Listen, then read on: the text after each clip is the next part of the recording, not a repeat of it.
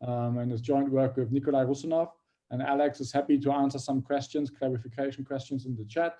Mathieu will have 45 minutes to present the paper. And afterwards, we have 50 minutes for open discussion, and you can just raise your hand. So without further ado, Mathieu, take it away. Okay, perfect. Well, thank you very much for having the paper on the program. It's great to present here. So as Ralph said, this is with Alex Kopitov and Nick Rusunov, and Alex will be in the chat if you have any clarifying questions during the talk, okay? So the motivation for this paper is simply that technological progress has made recreation goods and services extremely cheap nowadays, right? So we can get fantastic televisions for, pretty reasonable price. There's tons of streaming subscriptions like Netflix, Spotify, and the likes, which, for $10 or so a month, give you essentially unlimited amount of music and movies and TV shows to consume. We have great video games where people spend, thousands of hours, playing for like $50 or $60 or something like that, right? So leisure is becoming really cheap and extremely high quality, right? And as a result, the time we spent in leisure is becoming more enjoyable, right? We have all these, if you spend an hour in front of a great TV instead of a pretty bad TV, that leisure becomes more enjoyable. And the flip side of that is that the work time is becoming relatively less enjoyable, right? It's more costly in terms of that foregone leisure to work instead of sitting in front of the TV or playing video games, right? So what we're after in this paper is just to figure out whether this decline in recreation prices has contributed to the observed decline in work hours that we see in the day. Okay, so that's the main question that we're after. So I'm going to begin by just presenting to you a bunch of facts, right, the data to just summarize sort of the state of the world in terms of prices and quantities. And then we're going to do some exercises after this. Okay, so let me start just by showing you work hours in the United States. Okay, so on the left, we have hours per capita. So this is just total hours worked divided by population over 14 years or older. And on the right-hand side, we have hours per worker, right? So if we start on the right first, so you see that the average American worker works much less than in 1900, right? In 1900, the typical worker worked more than 3,000 hours a year. And nowadays, it's around 2,000 hours, right? So pretty big decline over that time period. Of course, we have large fluctuation around the Great Depression and Second World War, but overall the decline has been pretty roughly smooth, except for these, right? So if we look at hours per capita, the picture is a little more murky, right? So hours per capita have declined over the same period from about 1,500 hours to 1,100 or so today. But we need to take into account the fact that in the 60s, the 70s, the 80s, women have been entering the labor force massively in the US, right? So we've broken down hours per capita between male and female. So male is in red and female is in green. And you see that there's a big increase in hours per capita for female, right? They're just joining the labor force. But for male, we have sort of the general movement that we're focusing on here, which is the decline in hours per capita for men, right? So if we control for female entering the labor force, we can see the decline sort of steadily here as well, right? And one thing you might worry about is that this data is about market hours, right? This is when you go out and you're employed by a firm and you sell your time, but people also work at home, right? So maybe non-market hours have gone up at the same time to compensate for that, right? But this is not the case, right? So we can look at the time use survey data and we find basically that total amount of leisure is increasing, right? So the sum of market and non-market hour has been decreasing over that period for both men and women. Okay, so this pattern holds in a cross section of countries, right? So we have data from the OECD. So we have something like 38 countries, I think. So they're roughly, generally rich countries from the OECD, and we see these patterns, right? So here I'm just showing 8 of these countries, so not to overwhelm the figure. And again, you have hours per capita on the left and hours per worker on the right. And for hours per worker, again, the data is sort of very clear. There's a decline pretty much everywhere. Hours per capita, there's declines in all countries as well, except for the US, where because women entering the labor force are again pushing for an increase in hours per capita. But we see a broad decline everywhere else in these countries. Okay, so why have hours worked decline, right? There's an obvious explanation that probably plays an important role in reality, which is that wages have risen as well, right? And as a result, people are richer, and maybe they don't need to work as much to afford like basic necessities or things like that. And they decide to enjoy leisure as a result, right? Keynes in 1930s prophesied that people would be so rich 100 years from then that nobody would be working, or people would be working very little as a result, right? So clearly, this is something that might be at work in the data. And again, if we look at the data for the US and our sample of countries, we do see wages increasing, right? So these are real wages, to be clear. Actually, for the earlier part in the US, it's labor productivity because we don't have better data, but we see clearly a movement upward for real wages, right? There's a bit of an outlier in the all country sample. This is Mexico, went through some tough time in the 70s and the 80s, but other than that, we see pretty big increase everywhere, right? So if you put that in any standard labor supply model, right, with you have preferences where the income effect dominates the substitution effect, you're going to get a decline in hours pretty straightforwardly.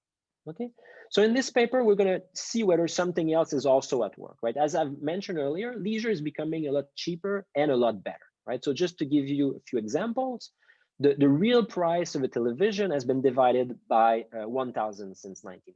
Right, and just to emphasize, this is the real price, right? Meaning compared to the general CPI index, right? So on the left, you have a TV from 1950, so it has a lot of style, but it's black and white, not super high quality.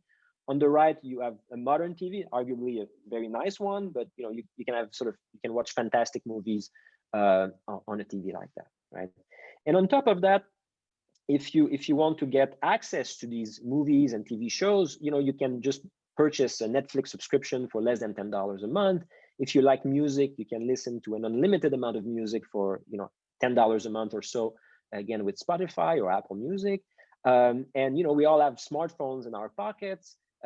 It's easy now to get hundreds of thousands of games for free on these devices, right? So we really have a ton of really cheap, high quality entertainment at our fingertips, essentially. So right, so we're wondering if this has contributed in some way to the decline in work hours. And I've just given you examples, but we have data on this, right? So here I'm plotting the real price of recreation goods and services in the US on the left and in our sample of countries on the right? So you see that in the US, since the 1900s, we've had a decline of about 60% in the real price of recreation goods and services, meaning their nominal price has fallen faster than the CPI, right? And similarly, on the right, in the all country sample, we see a decline in all the countries that we have in the sample. And in some cases, that decline is pretty steep. Okay, so with an average of about 1% per year. Okay, so we're going to explore whether this decline in recreation prices contributed to the decline in hours worked. We're going to do that through a bunch of exercises, right? So we'll begin with reduced form empirical exercises using a bunch of data sets. So we're going to run regressions across US regions, across demographic groups, across countries, country by country. We're going to use some instruments in some cases to try to tease out causality in there. And we're going to find that pretty much everywhere we're going to find a strong impact of recreation prices on work hours, right? There's going to be a strong association between the two. And if you believe our instruments, we're going to think of that as a causation. Okay, after that's done, we're going to build a model of labor supply in a balanced growth path framework, right? Which is the typical macro benchmark model for changes over a long run horizons, right? So we're going to try to keep our model quite general, right? Because we don't want our analysis to hinge on some, restrictive assumptions that we're making. So in particular, we're going to keep our utility function pretty general, and the whole model is going to be pretty general as well. We're going to derive a set of structural relationships between hours, wages, recreation prices, consumption, and then we're going to do a structural estimation of the model, okay? And we'll find that, again, we find a strong impact of recreation prices on hours. Okay, so that's just sort of the outline of where we're going to go. Okay, since it's a bit of a short talk, let me skip the literature review. I'm happy to talk about these papers later if you want, of course. Okay, so let's move to the reduced form evidence. Okay, so here's the outline of just the exercise we're going to do. We're going to start with US regressions that are going to use cross-regional variation in recreation prices over time to identify the effect of recreation prices. Then we're going to go to a more disaggregated data set, and we're going to use that variation across localities and demographic groups over time to see what's the impact of recreation prices there. We're going to do cross-country regression and then country-by-country regressions quickly after that. Okay, so let me just go over the data for the US. So we have annual data from 1978 to 2018. The hours worked and the labor income data comes from the CPS, and the more disaggregated data is going to come from the census for some of the exercise that we're going to do. The price data comes from the BLS. So the BLS has some recreation price indices at the regional level. So they have Northeast, Midwest, South, and West. So we're going to use those. At some point, we do some robustness using even finer data at metropolitan area level. The results don't change much, but we've tried that as well. Consumption data is from the consumer expenditure survey, right? And we need to classify items between recreation and non-recreation. We're going to follow the classification of IDR and bills to do that. Right? And just to be clear here, we're only going to be dealing with real quantities, right? So we adjust everything with the CPI index from the BLX. So it's real recreation prices, real wages, etc. Okay, so let's begin for the first sort of obvious regression that we can run for the US. So let me take my little pen to highlight things, right? So we're going to regress the growth rates in hours per capita on the growth rate in recreation prices over the same period. Right. And of course, since we think the wage has to play potentially an important role for work hours, we're going to include the growth rate in the real wage as a control here, right? And we include as well fixed effect and intercept, right? So L here is a locality. It's one of these regions that we have, right? And T is the year. So we're going to include regional fixed effect. So we don't want that regression to capture high frequency changes in the data, right? We're not after, business cycle fluctuations and things like that. So we're going to take these growth rates over like a longer period of time, right? And in particular, it's going to be an N year window. So it's going to be, the N years versus the previous N years. Okay, so we're going to take these growth rates over longer periods. In the benchmark regressions that I'm going to show you, we're going to use 3 as just benchmark number. But we're going to do robustness on this N, right, to show you that it doesn't matter much as long as we do some averaging, right? So for higher values than 3, things are going to be pretty constant. Okay, so that's the plan. Okay, so here's the outcome of that regression. So we can jump right away to column 3, which is maybe the more interesting one, right? So what we find is we have a positive coefficient in front of the growth rate in recreation prices, which means that when recreation prices fall, that is associated with a decline in hours per capita as well, right? Which is what we expected to find essentially. So no surprise here, right? So we also find a positive association between recreation prices, between real wages and hours work, right? So that suggests that substitution effect might be the dominating force here, which surprised us a little bit. And we were worried that even though we're averaging the data when we're taking these growth rates, there still could be business cycle effects showing up, right? So we can add additional business cycle controls here, and we've tried a few. And we find in this case that we still have a positive coefficient for real recreation prices, but now we find that the income effect dominates for the wage, okay? And this regression is actually pretty robust. We have a lot of additional tests in the paper. We can use hours per worker instead of hours per capita. We can use disaggregated price data at the metropolitan area level. It doesn't change much of anything, right? So the numbers are pretty robust. We can change the size of this averaging window, the number of years when we're taking the growth rates. So our benchmark exercises were at n equal to 3. So where's my pen? N equal to 3 here. But you see that if we increase that window, the point estimate for beta P, right, the coefficient for real recreation prices, doesn't change much, right? The standard errors go up a little bit because we have fewer observation in this case, but the point estimate doesn't change much.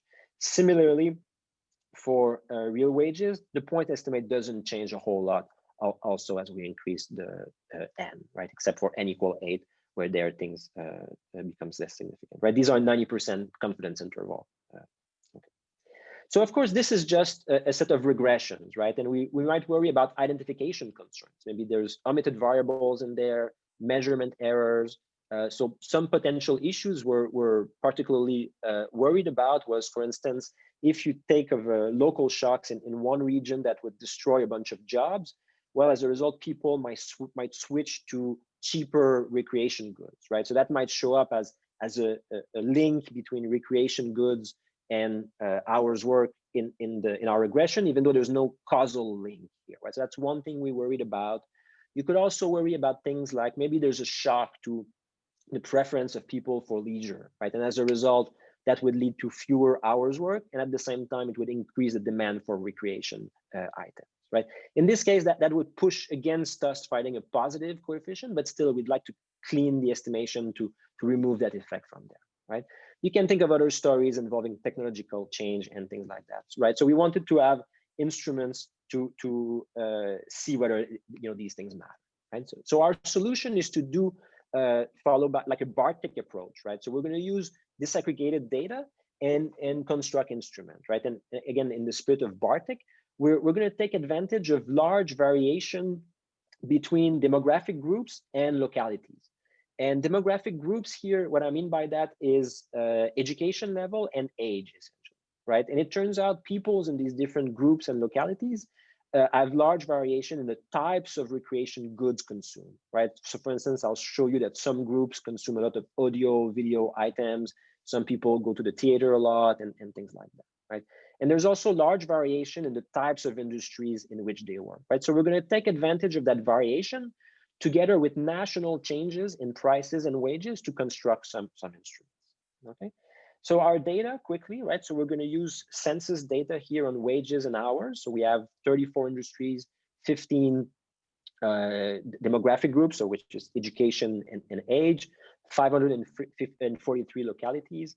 We use the consumer expenditure survey for recreation consumption. Again, we have 7 different categories of recreation items, 15 groups, and we use again BLS data for recreation prices for each of these categories of goods. Okay. So, so again, we're going to use the variation for the recreation price instrument. We're going to use the variation in the types of recreation items that are consumed across demographic groups together with these national movements and the price of these items. So just to give you an example of what we have in mind, right? If you take people between 25 and 34 without a high school diploma, so these people, it turns out, consume a lot of audio video items, right? They watch TV a lot, Netflix, etc. Right? So if we have a decline in the national price of these items, that's going to lead to a cheaper recreation basket for these people.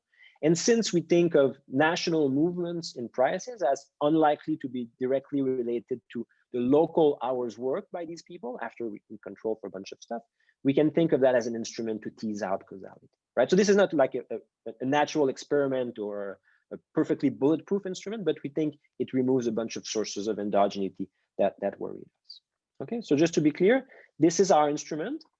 So we're going to first compute these shares, right, of recreation consumption in different types of categories.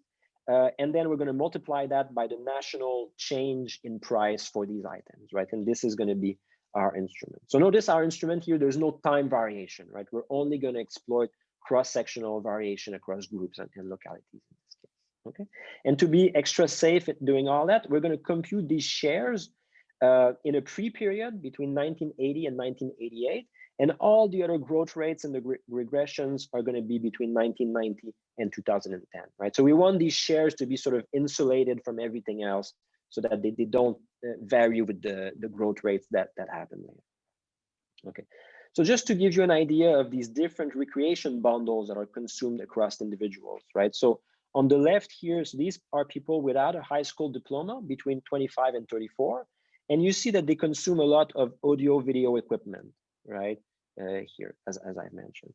In contrast, people with more than college education between 50 and 64 consume a lot of other services, right? So these are club memberships, theater plays, and things like that, okay? And the top row, these are shares between 1980 and 1988. The bottom row are the same things, but from 2010 and 2018, right? So you see that these shares have changed a bit over time, but not in a crazy manner, right? So it's still true that older, more educated people consume more of other services, etc. Okay, And what's good for us is the price of these different items has moved quite a bit in different directions, right? So if you look at these other services category, right? So it's increased quite a bit since the 1980s in real terms. If we look at audio video equipment on the other side, it's fallen quite a bit, right? So that generates a lot of nice variation for our instrument. Okay, so we have a similar instrument for the wage. I'm going to go a little faster because this is sort of standard Bartik instrument, and some of you might be familiar with it. We're going to take advantage of variation in the industry composition of jobs across location and demographic groups, right? Together with the national movement in industry wages. So again, just to give you an example, if you take people in the 25, 34-year-old category with advanced degree and who live in sunny Ithaca, New York, where I live, well, we pretty much all work in education, right? So you either work at Cornell or at Ithaca College, but we disproportionately work in the education sector. So if you have a national movement in education wages, it's going to affect our wage. But again, since these national movements are less likely to be directly related with local hours work after we control for stuff, we think of that instrument as able to tease out causality again here. Okay, so I'm going to show you the equation. It looks a little complicated. It's just because we split the wage between earnings and hours, right? To do the decomposition in sort of a clean way, but the spirit is what you think it is. So we construct these shares and then we multiply by national movements in these quantities, right? And again, we take these shares over the 1980-98 period so that they're well anchored and don't depend on anything else. And the growth rates we compute between 1990 and 2010. Okay, so here is the result. I'm going to show you 3 columns. So the first 2 are just these IV that we have. The difference is that so both of them have location fixed effect. The difference is that we add additional demographic fixed effect in the second column, just for robustness. And what we find again is we still find a positive association between recreation prices and hours work, and we still find that we have a small substitution effect that dominates here for real wages. So we were worried a little bit that our instrument might miss things like big technological changes that would both affect hours and maybe recreation prices for people that sort of are disproportionately affected by these technological changes, like people who have work in manufacturing. So we've added control like that. So it seems to matter for the wage, but not much for the price, the role of recreation prices, right? So the effect here is still statistically significant and robust. Okay, so quickly, let me show you the similar regressions for our sample of countries. So again, we have 38 countries from 1950, although the start date varies by country, to 2018. Hours work comes from the total economy database of the Conference Board. Compensation of employees comes from the OECD. We have real recreation prices from the OECD as well, and we pair that with data from Eurostat and national agencies like Statistics Canada and things like that to have a better data set. Consumption is from the OECD. And again, all prices are going to be real, right? We adjust for the CPI everywhere. Okay, so let me just jump right into the regression. Again, we do not real, but hours work, hours per capita on real recreation prices. And again, we add these control for real wages because we think, again, that this matters, right? So if we go to column 3, which is maybe the first interesting one, as in the US, we find positive coefficient, right? So real recreation prices matter as well. If we add additional business cycle controls in the regression, we flip the signs of the wage again. Real recreation prices stayed significant, although less so, right? So we sort of have the same type of effects in the international sample. Oh, I have something that's not working. Anyway, okay, let's jump here. So these regressions I've just shown you, this is pooling all the countries together, right? So sort of assuming that these coefficients are the same across countries. We can run these regressions country by country. Here, of course, the standard errors are gonna be pretty big, right? But still, the point estimate might teach us something, right? So we limit ourselves to countries with at least 30 years of data, right? So that we actually measure something. And what you see is that this beta P coefficient, the one on the real recreation price variable, is positive everywhere, right? Except for Australia, which is our outlier here, and it's not much into the negative territory, but we pretty much have this association in all the countries where if real recreation prices fall, hours work are going to fall as well. That's pretty robust. In contrast, the effect for wages is sort of all over the place again. So in some cases, we have a small substitution effect. In some cases, we have an income effect. Okay, so let me jump in the model after this sort of view of the data, right? So why do we need a model? So that sounds like a fair question. So for a few reasons. So first of all, one obvious question would be, are the relationships that we have estimated so far the correct ones, right? We've estimated relationships between the growth rates of the variable. Is that a natural thing to do from a theoretical perspective, or are we doing crazy stuff here, right? How general are these relationships, right? Do they depend on very, specific assumptions in terms of the model, or are they natural relationships that would show up in pretty much every model you can think of, right? Are these coefficients stable, right? Or do they depend on endogenous quantities that are going to change over time, or are they coming from deep parameters of the model, right? How to interpret these coefficients? What are they? Do they depend on the production sector, on the preferences of the household? Where are they coming from, right? And finally, the last thing we're interested in here is that maybe the model is going to give us additional equations that are going to help us to better discipline the estimation, right? So that's the other reason why we need the model, we think. So here are the answers. So yes, the regressions that we've been running from the beginning of this talk are the correct ones, right? The growth rates regressions are correct. They are quite a bit general, right? I'm going to show you in what sense in a second. These coefficients are stable, and actually, I mean, that's probably not that surprising, but they are part of the household's preferences, right? So they're going to be deep parameters of the household's preferences. So that estimation was a reasonable thing to do. What the model is going to tell us is that we're also going to have additional restrictions in the data that are going to help us discipline the estimation of the parameters. And that's going to matter quite a bit, especially when we estimate the impact of the wage on hours work. Okay, so we have a theoretical contribution at the same time, right? Which is that we'll derive the general form that the utility function must take to be consistent with the balanced growth path when there's more than one consumption goods, right? Here we're going to have recreation goods and non-recreation goods, right? So we extend a nice result by Beaupart and Croussel that just got published in the JPE to a world where there's more than one consumption goods. Okay. So let me jump into the model. Okay, the model is going to be the skeleton of the model is going to be pretty standard. We're going to place ourselves in this standard balanced growth path framework, which is the typical macro tool to think about long-run changes in these quantities. We have a household that maximizes discounted utility. There's three things in the household's utility function. CT is non-recreation consumption. So think of it as food and the usual stuff that people consume without recreation items. D is going to be these recreation items. So, televisions, gaming console, theater play, sports, things like that. And H is hours work. Okay, so we have these three things that are valued by the representative household in the model. Okay, and the household is facing a pretty standard budget constraint. It gets some income from working. It gets some income from assets that they might have accumulated in the past. And they can use that income to consume non-recreation goods. They can consume recreation goods, right, that they trade at a price PDT, and they can accumulate assets for later, essentially. Okay, so notice here that our numeraire is the price of non-recreation goods, and PDT is going to, and the wage are going to be in relation to this.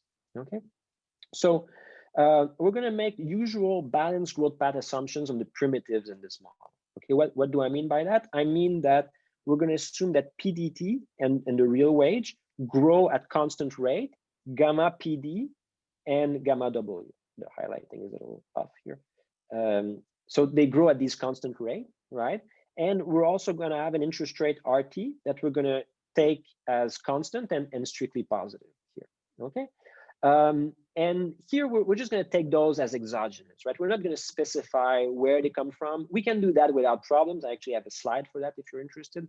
It's really straightforward to write the production side of the economy to get these outcomes, right? And then the growth rates just depend on the growth rates of TFPs across different industries, right? But it's not necessary for us, right? The only thing we need is that they grow at constant rate. And we're going to be looking for balanced growth path outcomes here, right? So basically, we want to figure out how C, D, and H are growing. And especially, we want them to grow at constant, but perhaps different rates, right? So they don't have to grow at the same rate, okay? So one question you might have is, do these BGP assumptions still work well? Well, so we can look at for the US quickly. So we've stolen that from Beaupart and Crucell, and they just basically take a quick look at standard BGP assumption, right? So let me not go through all of them, but these assumptions seems to be holding up pretty well right now. It's the same also in the cross-country data that we have. We do, however, have a bit of an unusual BGP assumption that comes from the fact that we have two types of recreation consumption items, right? Non-recreation and recreation. And this additional assumption is basically that the share of recreation consumption in total consumption needs to stay constant over time, right? So we were wondering if that's a reasonable assumption or not. So we went to the data to look at this. So we have the data for the US on the left and the data for our sample of countries on the right. And this is NEPA data, right? So if you look at the blue curve, you see that that number was around 6% in 1930, and we're about at 7% today, right? So there might be a small increase in the share of recreation consumption in total consumption, but if so, it's not dramatic, right? So it depends a little bit what you include in the recreation basket or not, right? So if we include as well computers, right? So this is the NEPA doesn't put computers in the recreation basket, but if we do that, then that number goes up to maybe 8% or something like this, right? So then there might be a small increase, but nothing dramatic, and we think that assuming that that share is constant is a pretty reasonable assumption to make. Okay. You can also look in the CEX data, and again, that share is pretty constant over that period. If you look on the right-hand side in the cross-section of countries, of course, there's variation across countries, there's some heterogeneity, but again, that number stayed roughly constant pretty much everywhere, right? We don't see huge movements upward or downward. So we think that our assumption is justified, at least as an approximation. Okay, so if we look at the budget constraint of the household in this model, it's going to impose some restrictions on the growth rates of these endogenous variables, right? Remember, we're trying to figure out at what rate C is growing, D is growing, and H is growing. And what you have is that for that budget constraint to be satisfied at every point in time, it must be that C grows at the same rate as P times D and at the same rate as W times H, right? So that imposes that these growth rates are related in the following way, right? So that the budget constraint is satisfied in every period. But that is not enough to pin down these rates completely. So we're going to need another set of restrictions that's going to come from the preferences of the household, okay? And you're probably familiar with the paper by King, Plusser, and Ribello that introduced these balanced growth path assumption, balanced growth path preferences. In their case, the preferences were such that the growth rate of C, non-recreation consumption, was the same as the growth rate of the real wage, right? And in that case, if you put that in the equation above, what you find is that GH is just 1, right? So the hours work stay constant all the time, okay? In their recent paper, Beaupart and Crucell have generalized these preferences to be more flexible. And in their case, they allow for an income effect of the wage and hours work, right? So now as the wage increases, hours works can go down, and that shows up as this basically restrictions that is imposed by the preferences. Here we have this extra dimension, which is we have these recreation prices, which we seek to figure out their effect as well. So we're going to be a little bit more general, and we're going to assume that the preference the restriction imposed by the preferences looks like that, where eta and tau are some constant that will come from the preferences. Okay, and then putting these restrictions together, meaning this restriction and this restriction together, it's straightforward to just find the endogenous growth rates that the C, H, and D are gonna be evolving at, right? They're gonna depend on the exogenous growth rates of the wage and real recreation prices, with eta and tau determining the weight, essentially, right? So now one question obviously is, do we have a set of preferences that imposes restrictions like that on the data, right, on the model? And the answer is yes. And before we get there, we need to define what is a utility function that is consistent with a balanced growth path, right? And this is what that ugly equation, set of equation does, right? It looks a little overwhelming. It's actually kind of straightforward. These equations are just telling us that the first order conditions of the household need to hold at every point in time, right? So just to give you an idea of what this is. So the first equation is just the substitution equation between hours work and non-recreation consumption. And what it tells us is that if non-recreation consumption, let me use the pen instead. If non-recreation consumption starts at some level C and then grows at the rate that we've just figured out on the previous slide, and same thing for hours worked and same thing for recreation consumption, well, the equation is valid at all points in time, right? So starting from a wage of W and growing at its natural growth rate, right? So this ugly definition is just telling us first order conditions must be satisfied at every point in time over the balanced growth path. Okay, and we have a proposition that tells us that for a utility function to be consistent with the balanced growth path, it needs to look like this equation here.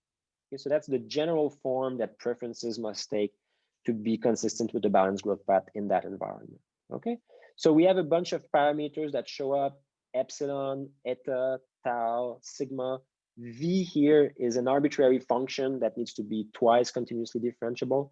Okay, but we have some freedom about what this is.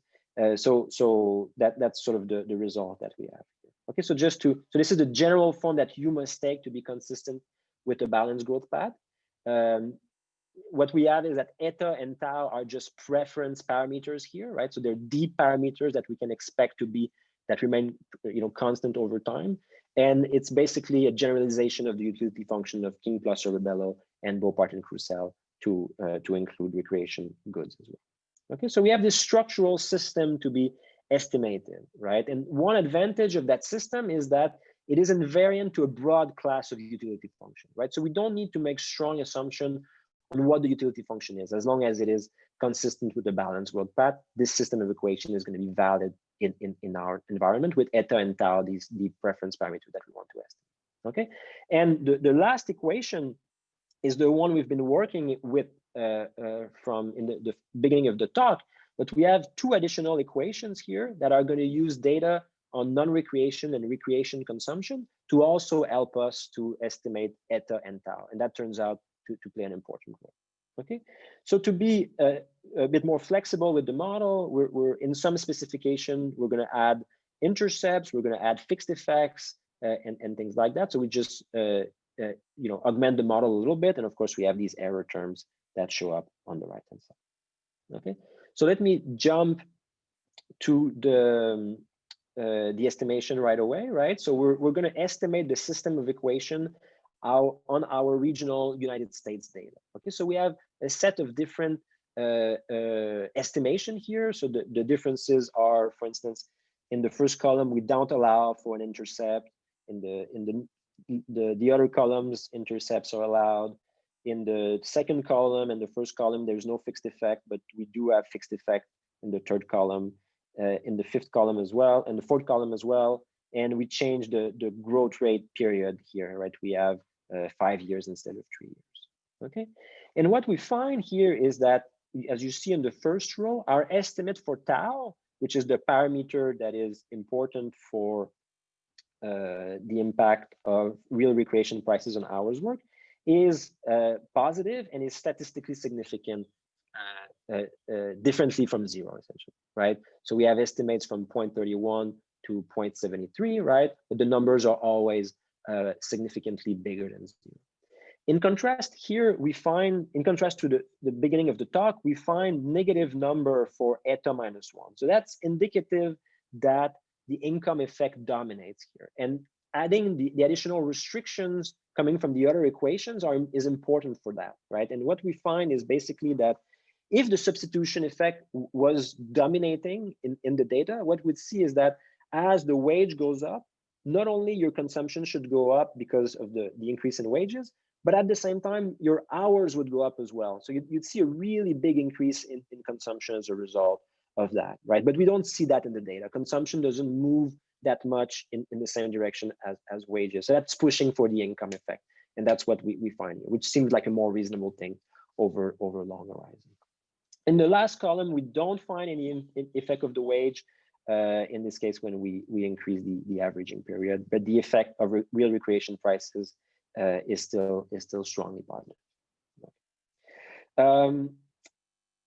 We can use our earlier instruments as well, right? In these regressions that I've shown you, we're taking advantage of the time dimension as well as the variation across regions, but we can use our instruments and concentrate only on the cross-sectional dimension, right?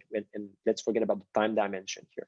And we're going to use our earlier instruments together to estimate that system, right? And here what we find is that our estimates are a little different in terms of the numbers, but not in directions and statistical significance, right? So we still find a positive coefficient for the impact of recreation prices on hours work, and it's significantly above 0. And we still find that the income effect dominates here, right? And again, that is statistically significant. I have a bird party outside. I'm sorry, I hope it's not bothering too many people. What's also interesting is that we find a positive intercept, right? And we also find that on the previous exercises, right? I should have mentioned that. We find positive intercepts that are statistically significant in most cases. So we think as that intercept as capturing other forces that affect, let me just close the window, that affect hours per capita, like women entering the labor force, for instance. Okay, so these show up in that intercept that affects the hours work equation. Okay, so this is the one with instruments. So we don't find much of a difference. We can move to the estimation of the system on our sample, our multi-country sample, right? So again, we have different specification with, some specification have no intercept like the first one, and then we have fixed effects in column 3 and column 4. So these are country fixed effect, just to absorb country-specific variation. We have changes in the horizon over which we take these growth rates as well in column 3 and column 4.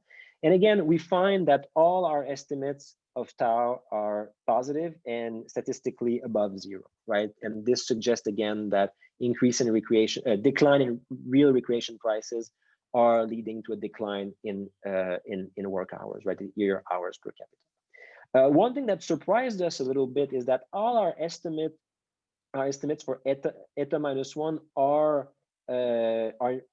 small, but they're also not statistically different from 0, right? So it seems that in that data set, at least, the substitution effect and the income effect of wages are canceling each other pretty much exactly. Okay. So I've mentioned that as well. Okay, so what are the implications from these results, right? So if we focus on our cross-country data, we find eta close to 1. So this is income effect and substitution effect offset each other. And we find tau of about 0.3. Okay, so what does this mean? Well, again, hours are shrinking due to declining recreation prices, but in terms of magnitude, we find that the model can explain a decline in work hours of about 0.33%, right? Which is actually pretty close to the number in the data. I think the data number is minus 0.4, right? So we can explain, roughly exactly what's going on in the data in terms of in terms of magnitudes. And here, everything is coming from real recreation prices with nothing coming from the wage, okay? In the US data, the estimates for eta are a little more spread out, right? Between 0.5 and 0.8. Tau is around 0.6. So here we have an impact of wages on hours work, right? So the income effect does matter, right? So if you pick these values as sort of typical estimates that we have, we find that our model can explain a decline in work in hours per capita of about 0.63%, right? Which is actually more than what we see in the data, right? And that's because of the intercept of the women entering the labor force sort of effect, right? If we do the same analysis on hours per workers, we're much closer to matching what we see in the data. Okay, so I think I'm out of time. Let me just quickly say that we do a lot of robustness in the paper. hours per capita, hours per worker. We include the price of durable goods and regressions to proxy for improvements in home technology. So some papers have found that this matters for labor supply, of course. Control for house prices for changes for changes in wealth. We can use after-tax data for wages instead of pre-tax data. In all cases, we still find that real recreation prices have a strong impact on hours work.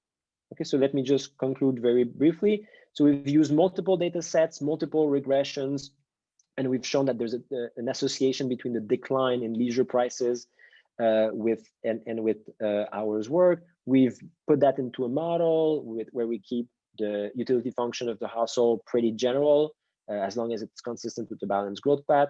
We've estimated the model, and again, we find a strong impact of real recreation prices on hours work. There's a bit of an ambiguous role for wealth or income effect. In our favorite regressions and the estimation of the whole model, it seems that the income effect dominates. And we think that one implication of our finding is that we see real wages sort of stagnating in many countries, at least for some groups of people. And if the decline in hours work was only driven by wages, well, if wages are stagnating, we would expect real hours to stagnate as well. Instead of continue their decline. But if our findings are correct and that real recreation prices are a big part of the story and these prices keep going down because of technological improvement, then we should expect hours work to keep declining as well. Okay, so let me stop here. Sorry, I think I'm a little over time, and we're happy to answer questions. Great, thank you, Mathieu, for the great presentation. For the audience, please raise your hand if you have questions. There have also been tons of questions in the Q&A. So if you want to discuss that, also with Mathieu and with Alex again, just raise your hand. Frank Portier is the first one to raise his hand. So I will allow you to talk, Frank. Please unmute yourself. Okay. Hi, Frank. Hi, how are you? Good. Very, very nice talk. Very clear. Okay, I asked the question already to Alex, but let me ask it again in a different way. So you're using a dynamic model, but then you're restricting to balanced growth path. Then I was thinking, okay, let me take a static model. Let me use basically the beginning, the first observation of the sample and then the last observation of the sample, and let me estimate something that would be a bit less constrained at the type of preferences that you have. What do I lose? What do I gain doing using just a static model? Well, I think that's a fair point. I think the issue here is I don't know what utility function you're going to pick for your estimation, right? So you can take a stand on what that utility function is, and if you have a strong prior on this, I think that's a completely fine exercise. We weren't sure what utility function to impose on the model, so our view was that it's natural to think of these preferences as to be consistent with the balanced growth path, and that imposed some restriction on these preferences. But I don't think there's anything wrong with your exercise if you have a strong prior on the utility function. I think you can do it, and we do sort of a version of that when we go to we estimated the whole model with the instruments. We only used the cross-sectional variation, right? So we didn't use the time dimension at all in this case. We just did like an end point minus starting point, and I think that's close to the exercise you're suggesting. Thanks. Great, thanks.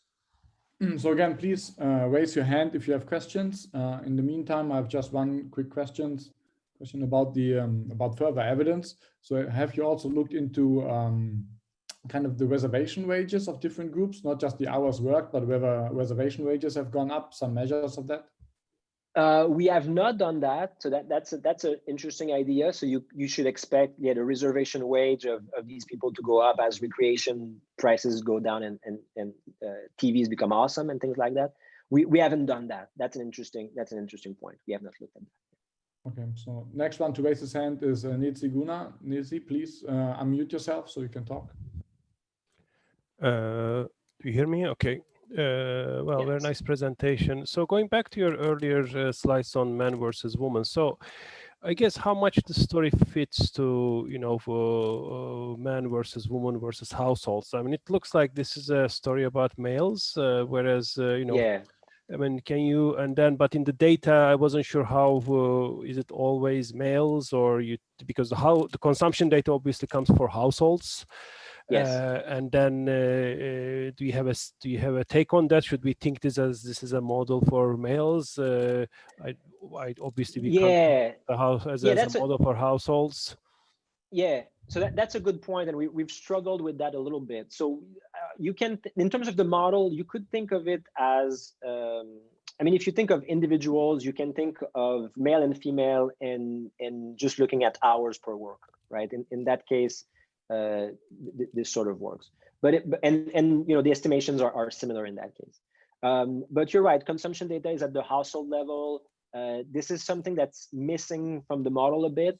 When we do the estimation, what is going to capture that increase in women participation in the labor force is that intercept that we've added there. So that one is going to capture so that secular increase in women labor force participation. But I agree. And in some regressions, we add demographic controls for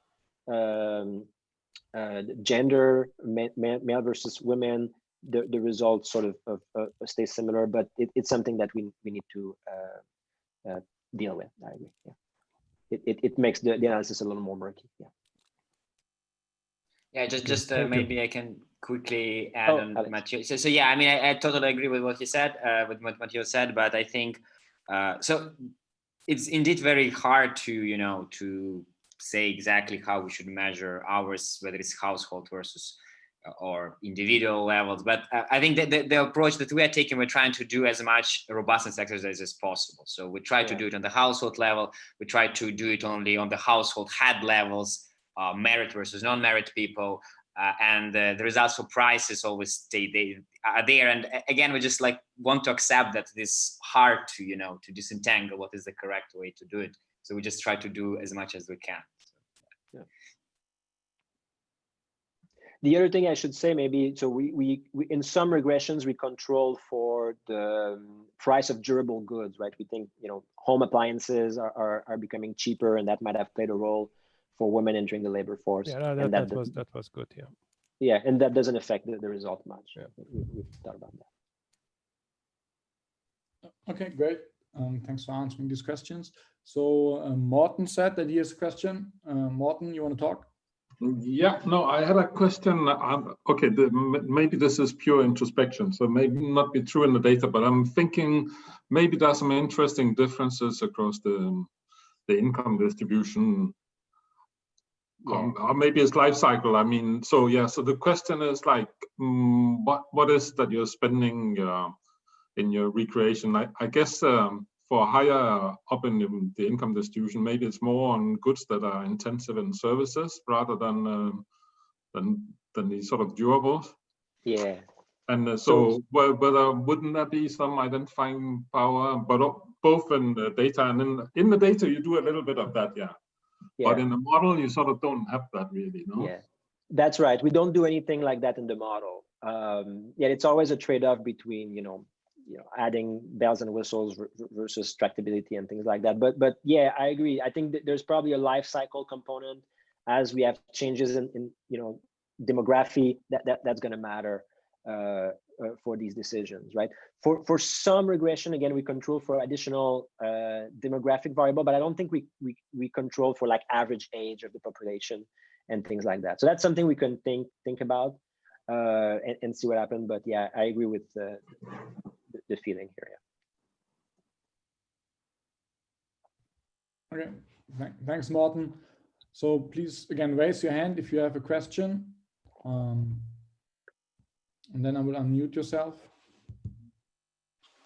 So Minchul, Yum, you have a question. Please unmute yourself. Great. Hi, can you hear me? Yeah, Minchul, yes. Can you... Yeah. So a very interesting paper. So I have a quick question about your estimation. So I wrote it in the Q&A box, but it was near the end, so I couldn't get the answer.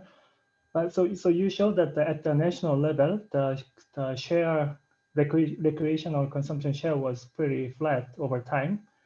But I think your estimation is based on regional data, at least the first part. So I wonder you check whether this is true at the regional level as well. Right. So so our estimation for the US, that's right, involves data at the regional level, and we haven't tested that at the regional level. We use NEPA data here. I don't know if I mean, for the CE survey, I guess we could do it at the regional level. So that's something we could try to see. That's a good comment. When we look at the international sample and we do the cross-country regression, there it doesn't matter, right? Because the unit of observation is basically one country. So in that case, it would be okay. But yeah, we should check at the regional level to see if the assumption is correct as well. Okay, thanks. Thank you.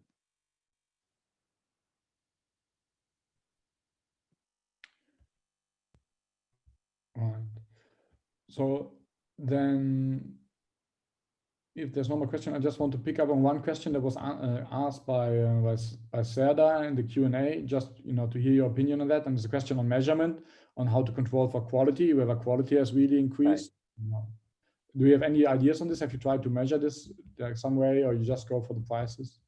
Yeah, it's something that's in the back of our mind for sure, and it's always tricky to measure quality. We're sort of going with what the BLS tells us is happening here, right? And to be honest, I'm not exactly sure are they controlling for quality for everything. And I mean, we've looked at some of the stuff, but whether this is correctly controlling for quality or not is something that we don't have a good answer for. In our view, it's sort of the best thing that there is around, at least to my knowledge. Maybe there's some work on this that I'm unaware of. In that case, we could try something more. But yeah, we're going with their numbers right now. Yeah, okay, so are there any more questions? If not, we can later talk more informally in the breakout room. So Morten has sent a link here in the Zoom chat. And yeah, so if there's no more questions at this point, then I would like to thank again Mathieu and Alex for showing up, especially Alex. He is now 1 hour behind midnight and he's still here answering questions. So that's great. So thank you very much for the presentation. It was really interesting. And we can chat a little bit more if you like in this breakout room if you're up to it. Yeah. Perfect. Okay. Thank you, everybody. Thanks.